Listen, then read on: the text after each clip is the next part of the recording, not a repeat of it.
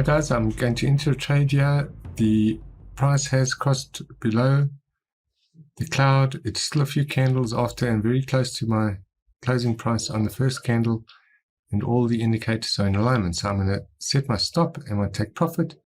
I'm going to set up a sell trade right now.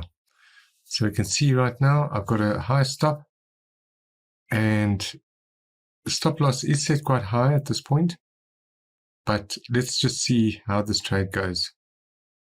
And we can see that price is getting close to this level here. Let's just wait and see. It's very close to that support level there.